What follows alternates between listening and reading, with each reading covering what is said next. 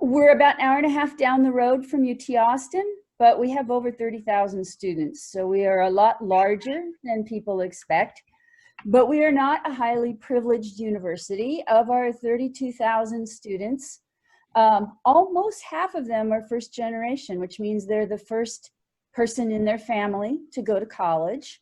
We are Hispanic predominantly. We also have a fairly large African American population. Now, when we went on the study abroad, this was part of a program that the university has been running for about 10 years. They go every semester, and it's actually students from different majors. So I was along with the 17 psychology students. There were also 15 music students and their professor, and 30-some architecture students and 2 professors with them. I wanted to just give you a sense, though, of the kind of students that went with me. Of the 17 kids in psychology, one's parents were from Nigeria, another from India, one was a young woman who'd been born in China, several from Mexico.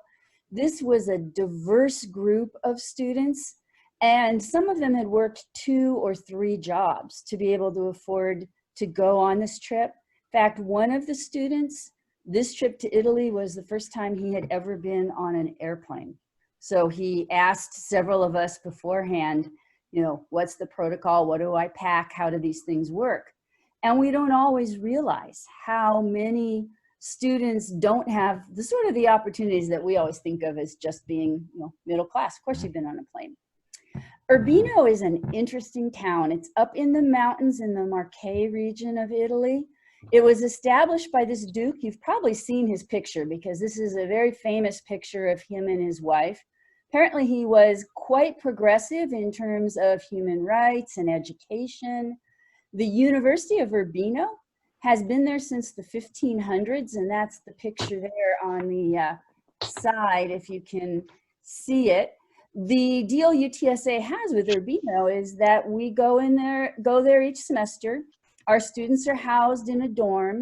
They take 2 classes with professors at the University of Urbino. So they take art history and Italian, and then they take 2 classes from the professor who came with them so that they can progress. They don't lose time, they're still in their major. When you get to, let's see, what do I have to do to get this to move? Get to Urbino, it's absolutely amazing that they built this place when they did with hand labor. It's up on the top of a hill. The Duke built it as a fortress to protect, and it served that way for centuries. This is a picture from the plaza. I like it because you kind of get the combination of the modern bus stop and the ancient palace. And then, of course, at night, it looks like something that came out of Disneyland. The downside of it being up on a hill is that we were housed up behind these palaces, and you have to walk up that road. So the very first day, one of the students grabbed one of my suitcases and said, "Come on, I'll help you." And that was kind of indicative of how the whole trip went. I had not ever been to Italy, and I don't speak Italian, but we had coordinators there to help us with the trip. You can see the view from my room. I probably have never lived in a place that had a better view. It was a little dorm room with twin beds, but you could just look out across the valley. This was a picture of the plaza that we took the one night we got snow. So you don't get the crowds you'd normally see, but it usually looked exactly the way you see in the movies about Italy, with people walking around, talking, eating, drinking wine.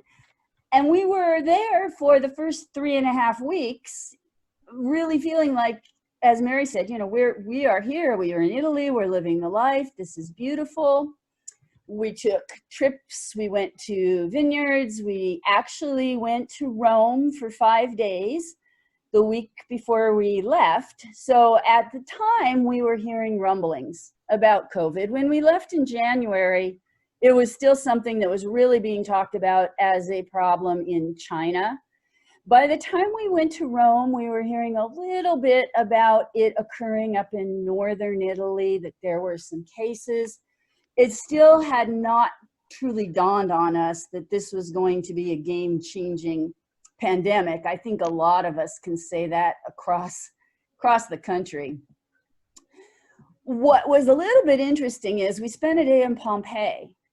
And at that point, we didn't know we were going to be coming home. But what fascinated the students was these signs of actual people's lives. This was a bed in Pompeii. And of course, you know, they made the plaster casts of people in the positions they were when they died. And we talked a lot about death and dying and cultural approaches and what people must have been thinking and whether it was good to know about a disaster beforehand or maybe, you know, made it less painful if you didn't see it coming. All of that seemed sort of prescient as our trip moved forward. But if you haven't been to Pompeii, I really recommend it. For me, probably as a social psychologist, you know, interested in people, it was the most fascinating part of the trip. We got back from Rome and things were getting more concerned in Italy. A few days after we got back, signs started showing up saying that they were closing some of the dining commons. They were starting to be concerned about quarantine and isolation. And as you could figure, UTSA back home was incredibly concerned about what to do. They had groups of students in other places as well, but we were the largest group that was out. And as any one of you, I know a lot of you have done city work, disaster work. Part of the issue is that we weren't as prepared as we should have been. So there were about 48 hours of absolute confusion as we tried to figure out how to bring 64 students and 4 faculty home. A few parents just panicked, bought new tickets, and had their kids come home immediately. Most of our students couldn't afford that. And this was all, you can see this notice was February 28th. We were just ahead of the curve. So the airlines weren't yet really comping things. So we spent a night calling airline after airline, trying to get them to change the time of people's flights. But also there were starting to be cases in Florence and Bologna, which are the airports that are near Urbino. So the university did not want us to fly out of those areas, and most of the airlines would not change the time and the location flying us out of Rome. To make it worse, it's a 7-hour difference in time from Urbino to UTSA. So they would be sending us messages, things would come in at midnight. We need to know immediately how many students might need us to buy a ticket. But no one saw that until 6 in the morning, our time in Italy, so a lot of confusion. The other thing is, as I said, we are not a privileged university. A lot of our students are from around the state of Texas, many from out, almost all work. Most of them had let their apartments go for the spring. So when we started talking about bringing people back, the question was, where are they going to go? Where are they going to stay if they don't have an apartment, if they don't have parents in town? And of course, I'll get to the isolation part in a minute, but we spent the second day frantically trying to figure out how we could house students even if we got them back in short order. It didn't help that Italy was talking about closing borders, as was President Trump. And we did not have masks. We had not taken things like that. And by this point, not only were the masks already unavailable, but Italy was starting to experience the same problems we did early on in the runs on the grocery stores. So toilet paper and other kinds of things. We found out on a Friday night that we were leaving, and we left Monday morning at 3 a.m. So there was a lot of frantic packing. I don't know if you can see this one sign. There was a security guard at the student dorm. He spent the night in the lobby. I don't think he was much older than the students. And he penciled this and left it on the door. Leave room keys before you leave the student house tonight. Personally, I'm so sorry for what's happening, and I wish you a safe trip to your home. Good luck. I really thought that summarized the way we were treated in Italy. We were very much welcomed. People were concerned about us being there, getting home. And we were concerned about leaving them because we knew that things were closing behind us. The young woman on the left, Roberta, was our coordinator there. She took the bus ride with us to the airport at Rome and then took a train back to Urbino, 6-hour train ride, just to make sure we all got on the plane. The young man on the right worked in one of the cafes we went to a lot. And when we were talking right before we left, he made a comment that I've just quoted over and over. He said, "This virus has made the whole world go crazy." And I think that still summarizes a lot of how we are feeling. We left, as I said, at 3 in the morning. Now remember, we're with college students. Some of them didn't go to sleep. They stayed up drinking their last night. So there was the added effort of getting some students who were not very stable on their feet down this hill. Now, it's a medieval village. People live in all those apartments. It doesn't even show you how steep it is in this picture, but we rolled down there with 60 people in our suitcases at 3 in the morning. It was windy. If you let go of your suitcase, it tipped over. We had a bus, but we also had a van because we had music kids, and you haven't lived in Trello, you've tried to get a cello into the back of a van along with the luggage of 60 people. And then we started driving. I'm not sure you can see it in this picture. I hope you can, but when you leave Urbino to go to Rome, instead of the Sound of Music beauty of walking over the Alps, we were driving through these enormous, immense tunnels. They go for, I'm not even sure, there's 3 or 4 of them. I've never really had anything feel more surreal than, you know, sneaking out in the middle of the night, trying to go through these tunnels. The architecture professor was at the back of the bus. I was at the front. The music professor was upstairs with the kids. But we were legitimately concerned that we were going to have trouble leaving Italy because they were starting to shut down. So we stopped at a rest stop, which was partway to Rome. When we'd gone there on our fun trip, the kids had snacks and pastries. This time, it was just a matter of getting them in and out. And it gave me some insight too, because I would really say that the bathroom facilities, the eating facilities, the places that we were in Italy were not as carefully regulated for cleanliness maybe as we would expect here. And I thought about that a lot in terms of how much trouble they had controlling the spread of the virus in old cities where people are packed close together, but also things didn't always work as well as they might have. When we were getting back on the bus and counting heads, the architecture professor high-fived me and he said, "Well, we're out of the Marche region. We're one border closer to getting out of here." We got to Rome about 6 in the morning with our 60-some students. It took several hours to get us all checked in. In the end, it was a 27-hour flight home. Most of the students had been rerouted. UTSA ended up buying 60 plane tickets flat out on Delta. Most of them went through Atlanta. I was with the group that went through New York. We got there, and I would say 1 in 10 TSA members were wearing masks as we went through there on March 2nd. They were not taking temperatures or checking yet.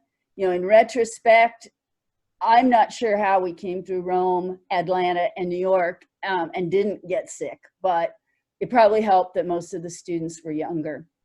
One of the funny things is before we left, the university had asked us to start taking our temperatures twice a day, but thermometers were hard to find. The coordinator there found a box in an obscure pharmacy, but they were the old kind. I don't think it's still mercury, but you had to read the little line and you had to put it under your arm and you're supposed to leave it there for 5 minutes. And you haven't seen anything funnier than 60 millennials who've only seen a digital thermometer in their whole life trying to take their temperature. And then they told us, well, even while you're flying, you need to record your temperature twice a day. But we don't want people to panic, so don't do it in public. So I guess you'll have to go in the restroom and sit there for 5 minutes taking your temperature. You can guess how that went over with the students. But we did all make it on the plane and make it back to San Antonio. We were met here by the head of our international studies and also the director of our medical center on campus. And everyone was given their self-isolation papers. We had about 20 students who were housed in a hotel just off campus. One of the professors and his family were there with them because they had rented out their house. They had planned to stay in Italy for the semester into the summer. And basically we went into self-isolation on March 2nd, which was a good 2 weeks before most of the rest of the country was really recognizing this. We had to take our temperature twice a day, write down our symptoms, and the director of UTSA Health Services called all of us every day to get our temperatures and talk about our symptoms. I don't know if any of you are from San Antonio or ever been here. It's a beautiful city, but we have lots of oak trees, and in the spring, if you're allergic, the oak causes basically a head cold. So I would say 2/3 of the group was worried that we had COVID because we had allergy problems from coming back. Fortunately, none of us did test positive after that 2-week period, although subsequently in the last few months, a couple of the students have been sick and may have contracted it here in San Antonio, but we did not bring it back to Italy. Because we were one of the first groups coming back though, we also set off a major social media storm. There were some very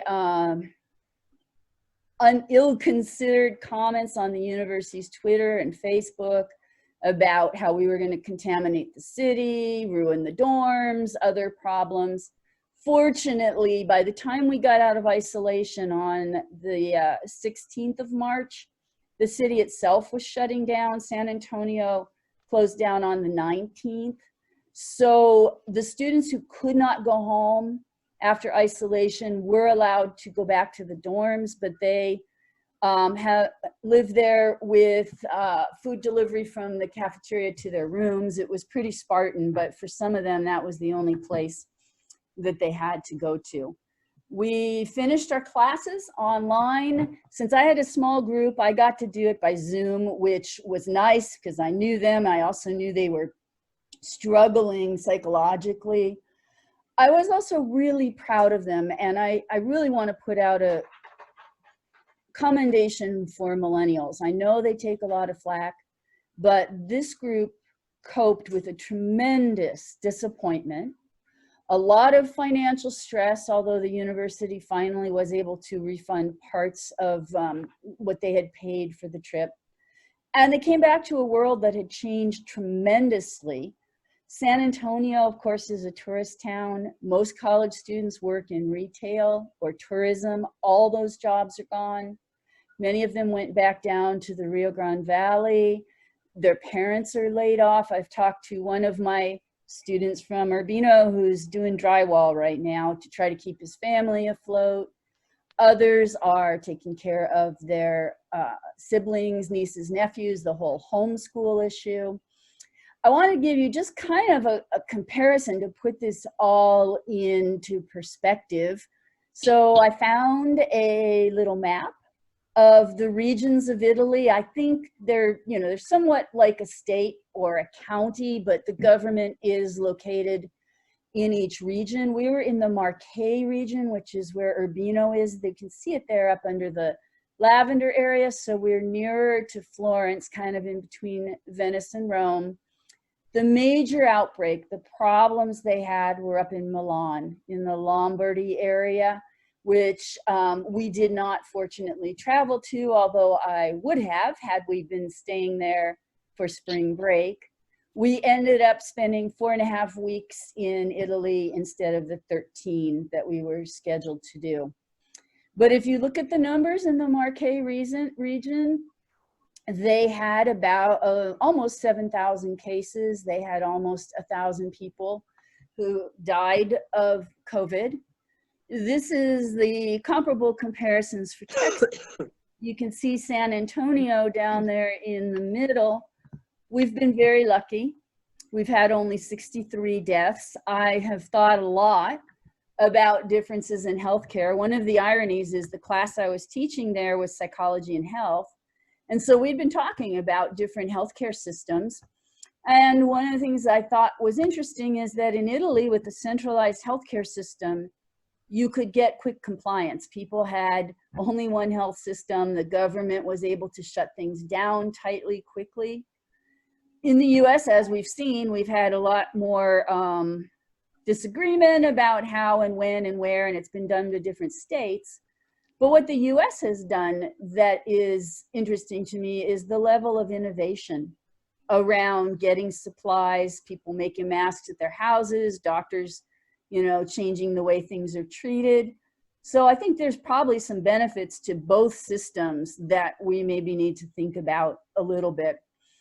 I'm fairly sure the other difference is that here in San Antonio, we're spread out, we're suburbs, we're not living in apartments, and so that makes it a little easier.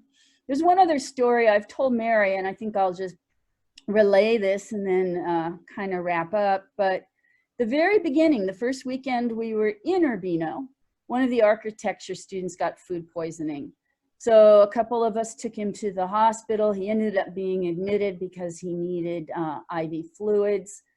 The beauty of the system was that even as a foreigner, we weren't charged anything. He was checked in and treated.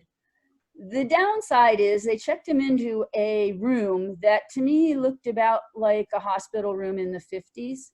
It was a large ward. It had 4 beds, no curtains, no screen, no bathroom, no sink. You had to go out and down the hall to use the bathroom. Our 23-year-old food poisoning student was in a room with 3 elderly men. I don't think any of them were under 70. So again, I suspect that when this virus snuck in, it got a really strong foothold because systemic things as much as, you know, whether people knew what was going on. And those are related to the healthcare system and the way things are provided. So we came back. We had 14 days of self-isolation. We finished our class by Zoom. This past week was graduation. UTSA did it online. Each student's picture and a 2-sentence message was showed on the screen while they read the student's name, and everybody else's talks were recorded. They had a commencement drive. Basically, people drove around campus honking and waving. We surely don't know how this is going to change things. I'm still in touch with most of these students. Some of them are going on to graduate school in the fall, and they're wondering if that's going to open and how that's going to look. Others will be back at UTSA, but I will forever have a vision in my mind. I didn't take a picture, but we were standing together after we were told we were going to go home, and the psych group was standing there with their arms around each other, crying, both females and males, and then started talking about who had extra suitcases, how they could help each other pack, who needed help figuring out how to fly back. It made me think something that Mary and I have talked about before too, which is under disasters, oftentimes you see the very best of people. The bad behavior makes it on the news, but the good behavior, just the simple little things that make a difference, are also part of that reality. So that's my slideshow if you want to take it back, and I'm more than happy to take questions or comments or whatever.